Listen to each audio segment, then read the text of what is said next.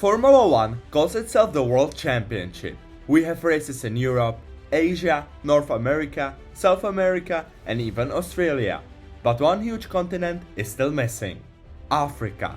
Most people think Africa doesn't really belong in modern Formula 1.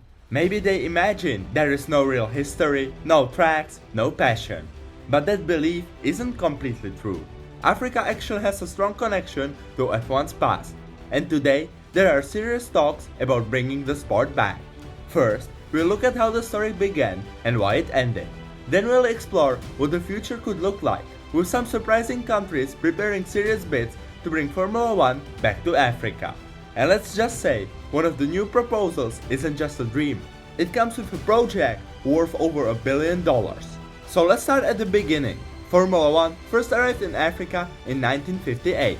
The very last race of that season was held in Casablanca, Morocco. To be honest, it wasn't a legendary race. Nothing that people still talk about, but it was important for one reason.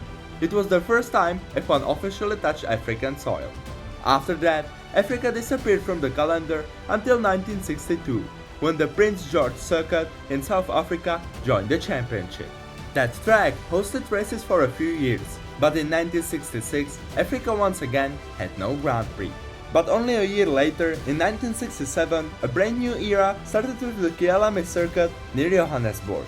Kyalami became the true home of African Formula 1. It was fast, exciting, and became the stage for some of the greatest drivers of all time: Niki Lauda, Jackie Stewart, Alain Prost, and many more. Sadly, the politics of the time cut things short, and in 1985, Formula 1 pulled the race from the calendar. The sport didn't want to be associated with that situation, and many teams and sponsors refused to take part.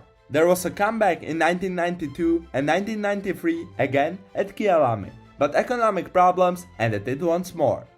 The facilities needed investment, the finances weren't strong enough, and Formula 1 moved away again. And since then, for more than 30 years, Africa has been left out of the Formula 1 World Championship. For a continent larger than Europe and South America combined, the absence has always felt strange. So that's the history, but history alone isn't enough. What about the future? Right now, there are probably only 3 real options if Formula 1 wants to return to Africa. The first one is Morocco. It makes sense in many ways. Morocco is close to Europe, which means cheaper logistics and easier travel for all the teams. It already hosted a Grand Prix back in 1958, so there is at least some historical link. Morocco also has experience hosting big motorsport events more recently. The Makari Street Circuit has been used by Formula E and the World Touring Car Championship, so motorsport isn't something totally new to the country. But here's the problem: would the Moroccan race actually add something new to Formula 1? Or would it just feel like another European-style stop without much of a unique identity? That's why many people see Morocco as a good option, but not the best one. And if you think Morocco makes the most sense, wait until you hear about the country that has the history, the fans, and even a world champion. That country is, of course, South Africa. South Africa has the deepest F1 heritage on the continent. It started with the Prince George Circuit in the 1960s and continued with the famous Kyalami Circuit from the 1967 onwards. On top of that, the country even produced a Formula 1 world champion, Jody Scheckter, in 1979, which gives it an even stronger claim to return. In recent years, South America's economy has grown, and the country has the ability to invest in the facilities needed for a modern F1 race.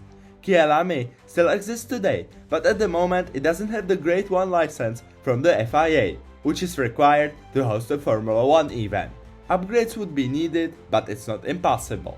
There have even been reports in the past decade of negotiations between Formula 1 and local promoters about bringing the South African Grand Prix back. Some talks broke down over money, but the interest from both sides has been very real. On top of that, South Africa has a big motorsport culture, passionate fans, and the infrastructure to host international events like the FIFA World Cup in 2010. So if F1 really wants to bring back history and passion, South Africa seems like the clear favorite. But still, things aren't decided yet, and a surprising new option is now on the table.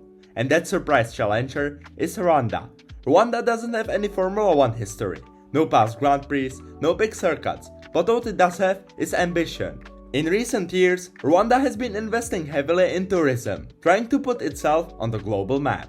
The government has already worked to attract big sporting events, from cycling competitions to international conferences.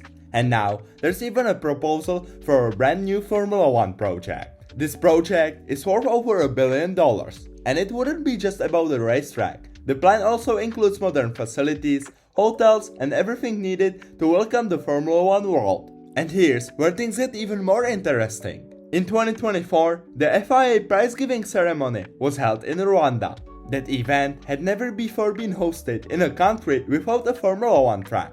So for it to suddenly take place there, right after Rwanda offered its bid for a Grand Prix, well, it definitely raises eyebrows. Maybe it was just a coincidence, but it also feels like a hint of what might come in the future. So, if the plan goes ahead, Rwanda would be starting from scratch, building something completely new that could place the country firmly on the world stage. And from FIA's point of view, it might make sense. Rwanda is seen as a rising economy, and Formula 1 is always hungry for fresh markets and long-term growth. When it comes to the rest of Africa though, the reality is different. Many other countries face challenges, from a lack of infrastructure to political instability, or simply no serious commitment from those in charge. That's why for now, the real discussion is limited to just 3 names: Morocco, South Africa, and Rwanda. But as exciting as Rwanda sounds, there are also serious risks. One of the biggest challenges is politics. Rwanda shares a border with the Democratic Republic of Congo, and their relationship hasn't always been good. In the past, there were military conflicts, and even today, the situation is still tense. For Formula 1, safety is everything. The sport cannot risk putting thousands of people, teams, fans, staff into a dangerous environment. Even if Rwanda builds the facilities, political instability could stop the project before it even starts. There's also the question of money in the long term. A $1 billion project is a huge commitment, but can it really be supported year after year?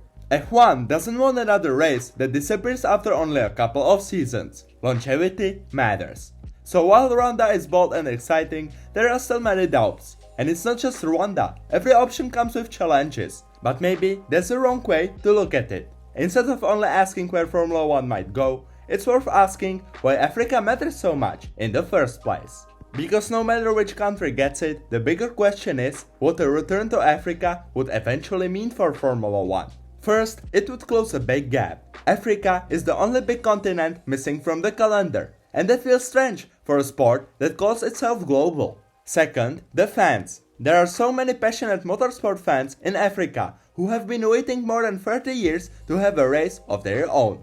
Bringing F1 back would not just be symbolic, it would be a huge celebration for those fans.